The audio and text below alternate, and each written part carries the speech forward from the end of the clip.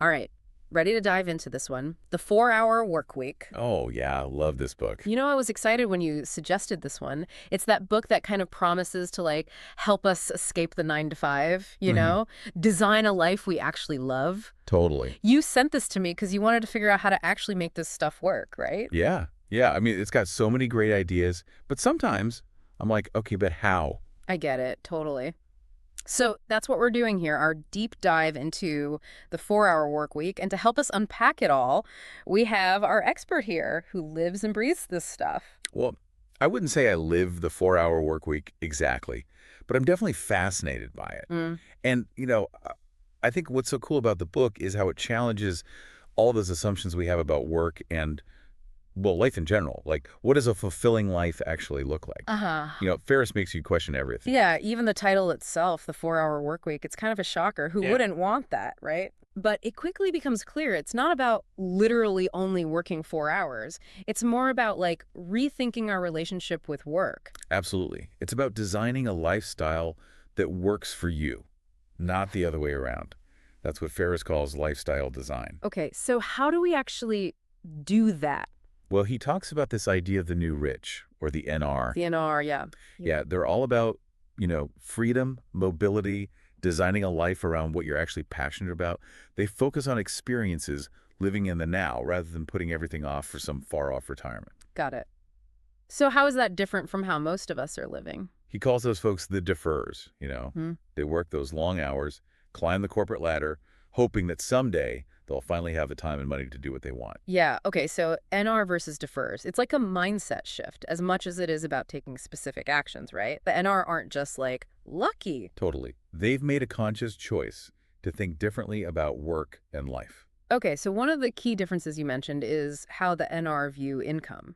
Yeah, so they're more focused on cash flow, not just Hmm. that big payday down the road. They want to fund their lifestyle now, not wait for some IPO or retirement that might never come. Remember that story about the millionaire living in an igloo? Oh, yeah. That one was wild. Okay, so it's not about how much money you make, but how much freedom that money buys you. Exactly. It's about relative income, not absolute income. You could be earning a ton, but be chained to a crazy high cost of living, working all the time. Are you really better off than someone who's figured out how to live comfortably on less? Not necessarily. Okay, I love this concept, but how do we figure out what kind of life we want? Well, Ferriss gives us a bunch of exercises and questions to help us define our ideal lifestyle. Remember that timeline exercise where you list what you want to have, be, and do? Oh, yeah. And even if it seems superficial or selfish, he says go for it. He uses the example of the Ferrari versus world hunger dilemma. Is it okay to want a fancy car when there's suffering in the world? Exactly. We often let societal expectations dictate our wants.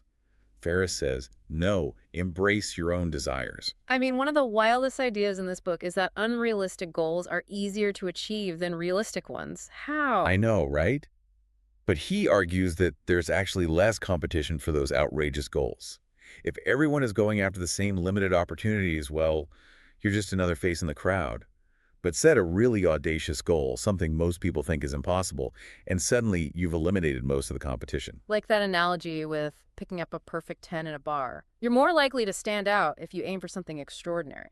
But wouldn't that also be more intimidating? Ferriss says that fear is often what holds us back. Embrace the possibility of failure, and you're more likely to succeed. He tells this amazing story about challenging his Princeton students to contact, super high-profile people, impossible-to-reach figures. Oh, yeah, I remember that one. None of the students in that first group even tried. Right, they thought, what's the point? They overestimated competition and underestimated themselves. But the second group, They went for it, and many of them actually succeeded. they didn't let fear paralyze them. And even those who didn't hit their initial goal, they still learned so much. Exactly. They got better at failing. That's one of Ferriss's key concepts. Fail better. It's not about avoiding failure. It's about learning from it.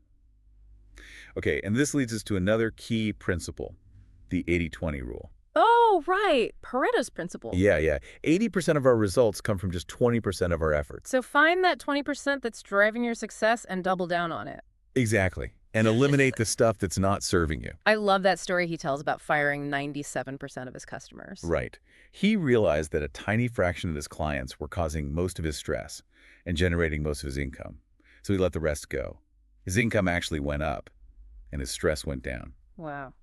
But it takes courage to do something like that, right? It's Yeah. so counterintuitive. It is. But sometimes doing less leads to better results. And that brings us to this idea of eliminating distractions. Ugh, yes. Email, social media, all of it. Right. Ferriss is big on minimizing those distractions. Starting with email, he suggests checking it only twice a day, right? Yeah, and using autoresponders to train people to be more efficient. He even gives a specific format for structuring emails to minimize back and forth. Oh, the if-then structure. Yes, like instead of just saying, can we meet at 4 p.m., you'd say, if so, please confirm. If not, please provide 3 other times that work for you. That's brilliant. Okay, what about meetings? Oh, he has a lot to say about those. Try standing during meetings to keep them short, or arriving late and leaving early. Or you can try the terrible twos approach. Wait, terrible twos. It's all about saying no. Just like a toddler asserting independence, the more you do it, the easier it gets. I love that, setting boundaries. Exactly. And speaking of boundaries, let's talk about outsourcing. Oh, outsourcing is a big one for Ferriss. He says to outsource both business and personal tasks. At first I was like, really? But it kind of makes sense. Totally. Yeah. Leverage that global talent pool, Mm. Virtual assistants. It frees up your time for the important stuff. Okay, so I've got to ask about those crazy outsourcing anecdotes he tells, like hiring a virtual personal chef or, my favorite, outsourcing worry to his assistant. Oh, yeah, honey. Remember that time honey sent him a whole report on the sexiest woman alive? Yeah. Talk about going above and beyond. Oh, man. Okay, so when outsourcing, we need to be clear about what we want. Totally. Clear instructions, Mhm. set those hour caps to avoid going over budget. Outsourcing can be game-changing when done right. Okay, this is all starting to click. Challenge assumptions, eliminate distractions, maximize efficiency, Right. so you can have more time and energy for what matters. That's the 4-hour workweek philosophy in a nutshell. And that leads us to one of the most exciting parts, the income autopilot concept. Oh, yeah, the muse, the business that runs itself. Right. Ferriss gives us these criteria for identifying a muse business, all about efficiency and automation. Okay, I'm hooked. What are those criteria? So a muse business is product-based. It's testable. It's automatable, meaning you can set up systems to do the heavy lifting. And most importantly, it's manageable with minimal time investment. So you can actually have that 4-hour work week. But does this muse business actually exist, or is this all just like a fantasy? Oh, it's real. Mm. Ferriss gives lots of examples. There's this story of Douglas Price and his company Pro Sound Effects. They sell CD libraries using this drop shipping model. Shipping. Basically means Price doesn't actually handle any of the inventory or shipping. He partners with a supplier who does all that. He just focuses on marketing and customer service. So the business runs itself, even when he's off exploring the world. Exactly. That's the power of the muse. It's about building a business that works for you, not the other way around. This is amazing. I can't wait to dive deeper into the nuts and bolts of building a muse business. But wow, I think we've covered a lot of ground in this first part of our deep dive. Definitely. From challenging conventional wisdom to those practical strategies for, taking control of our lives. And let's not forget about those unrealistic goals. Right. Because, as Ferriss says, the only limits are the ones we set for ourselves. This is just the beginning. We'll be back to explore even more of the 4-hour work week in part 2. Stay tuned. Welcome back. My mind is still blown from all those ideas from the first part. It's a pretty powerful book, right? Yeah. Makes you really think about what you want out of life. It does. So I'm ready to get into the nitty-gritty. How do we actually start putting this stuff into practice? Well, Ferriss gives us a framework he calls DEAL. It stands for Definition, Elimination, Automation, and Liberation. DEAL. Got it. Okay, break it down. What's definition? It's all about getting clear on what you actually want your ideal lifestyle to look like. And I mean really clear. Like, what do you want your days to be like? What kind of work? Where do you want to live? Who do you want to spend your time with? It's about painting that picture, right, of your dream life. Exactly. And remember, it's your vision, not what society or other people think you should want. Okay, love that. So once you've defined your dream life, then what? Then you start eliminating everything that doesn't fit into that picture. That's the elimination phase. Okay, like what? Could be anything. Decluttering your home, saying no to commitments that don't excite you, even distancing yourself from people who drain your energy. Oh, that last one can be hard. It can.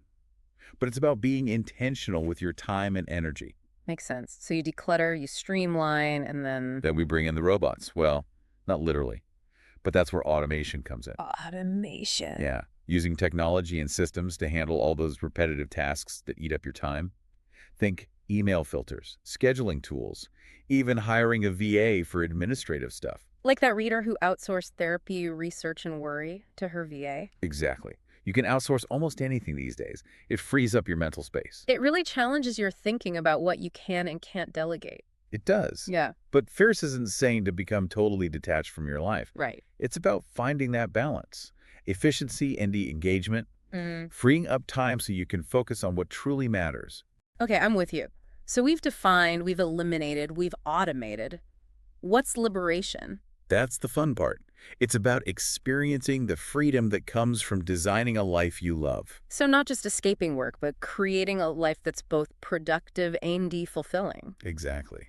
And that looks different for everyone, right? Right. Travel, passion projects, more time with family, or maybe just more time to relax. And Ferriss is big on mini retirements, right? What are those exactly? Extended breaks, could be a few weeks, could be months. Time to recharge, explore new things, step back, and gain some perspective. That seems counterintuitive, though, right? Taking breaks when you're trying to build something. It seems that way, but stepping back can give you clarity. You come back refreshed and focused. Like hitting the reset button. Exactly. And you can use those mini retirements to test out different lifestyles too. Thinking of moving. Live there for a month, see how you like it. Want to start a business. Take some time to really focus on developing that idea. Treat life like an experiment. I love that. It's about finding what works for you. There's no one-size-fits-all approach. The key is reclaiming your time and energy. Okay, so for those of us still stuck in the 9 to 5 grind, what are some baby steps we can take toward that more liberated lifestyle? Start by noticing how you're actually spending your time and energy. Where are those time leaks? What distracts you the most? What tasks could you automate or delegate? Didn't he recommend tracking your time for a week to really see where it's going? You did. It can be eye-opening. Once you see your patterns, you can start making adjustments. Like tackling those time wasters, email, pointless meetings, social media. Yes, set some boundaries. Specific times for checking email and social media. And get good at saying no to meetings. Remember those tips Ferriss gave us? Oh, like I'm in the middle of something for phone calls. Yes. And the terrible twos for everything else. Exactly.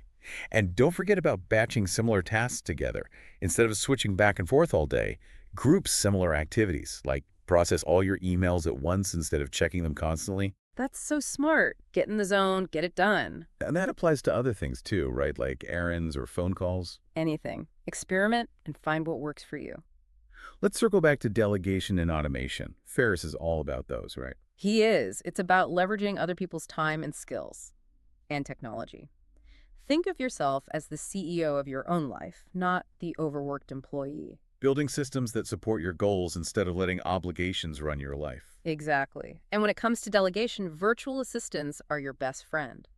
Ferriss gives tons of resources for finding and managing them. He breaks down the hiring and training process into easy steps. He makes it seem so approachable. Yeah. And he also talks about using technology for automation, right? Like email filters, autoresponders, scheduling tools. All of that. There are so many amazing tools out there to streamline your workflow. It's about finding the ones that work for you. This is so much about shifting our mindset, going from reactive to proactive. You got it. Ferriss wants us to question our assumptions about work and life. Challenge the status quo. Design a life that aligns with your values. Take control. Be the architects of our own lives. Love it. And remember, it's not about being perfect. It's about experimenting, making mistakes, and learning as you go. Embrace the journey. Exactly. You don't need all the answers to start. Just pick one small thing and take action. One small step. That's all it takes. Okay, so much to process. We've covered a ton, defining our ideal lifestyle, eliminating distractions, automating tasks, mini retirements. But I think we need a break. We'll be back to explore even more, including that muse concept, in the last part of our deep dive. All right, welcome back to our deep dive into the 4-hour work week. We've covered so much ground, and, I'm starting to feel like I can actually see a path to this lifestyle, this freedom. It's definitely an inspiring book. It gives you permission to dream big and then provides those practical tools to make those dreams a reality. Exactly. And I'm excited to dive into that muse concept we touched on in part 2. The business that runs itself, That's a big goal for a lot of us, right? Totally. But where do we even start with finding and building this magical muse? Well, Ferriss breaks it down into these manageable steps, from finding that initial product idea to setting up an online store and then, automating everything. He even talks about like starting by reselling existing products, right? To test the waters. Yeah, yeah. Great way to learn the ropes without a ton of upfront investment. Lower risk. Okay, so for our listener who's thinking, I want to do this, I want to build a muse, what's the first step? Brainstorm. Make a list of product ideas. Think about your passions, your skills, what problems you've solved in your own life. He also says to look for those inefficiencies in the market, right? Like, where is there a gap? Where is there a need for something better? Exactly. Find those products that could be improved or those underserved customers. Okay, so let's say our listener has brainstormed, they have a list of ideas. Yeah. Now, how do they know if there's actually a market for those ideas? Validation. Got to do some market research, see if there's actual demand. Okay, how? Give us the tools. Ferriss recommends sites like ClickBank and Commission Junction. You can see what's selling well, who's buying it. Oh, yeah, those are good. And there's always Google Trends, see what people are searching for online. Oh, Google Trends, that's a good one. And honestly, sometimes just talk to potential customers. Get Yeah. their feedback. It's invaluable. Talk to real people. Love it. Okay, so you validated your idea, you know there's a market. What's next? Time to build that minimum viable product, or MVP. MVP, right. Remind us what that is again. It's basically a very simple version of your product that you can use to test the market and get feedback. Ferriss is really against getting stuck in perfectionism at this stage, right? Big time. Get something out there quickly, learn from it, and improve it based on feedback. So it's this ongoing process. Launch, learn, refine, repeat. Exactly. The lean startup approach. Okay, let's fast forward. We have our MVP. It's validated. Now what? Now you got to build that online store, figure out those sales and fulfillment processes, get your marketing strategy in place. And Ferriss gives a ton of guidance on all of that in the book, right? He does, step by step, and he provides tools and resources for each stage. And he also talks about like finding mentors and connecting with other entrepreneurs. That's super important. Building a business is rarely a solo thing. Having support is key. Okay, for our listener who's fired up and ready to build their muse, what's that one actionable piece of advice you'd give them? I'd say start small, but think big. Don't get overwhelmed by the whole picture. Just pick one thing and take action. Maybe that's just brainstorming a list of ideas or checking out those online marketplaces we talked about. Exactly. Remember, every journey starts with that first step. Love that. Well, this deep dive into the 4-hour workweek has been amazing. I feel like I'm walking away with a whole new perspective on work, life, and how to design a life I actually love. It's a book that stays with you, that's for sure. And hopefully our listener is feeling inspired and empowered to create their own version of the 4-hour workweek. And to our listener, thanks for joining us on this journey. We'll see you next time for another deep dive.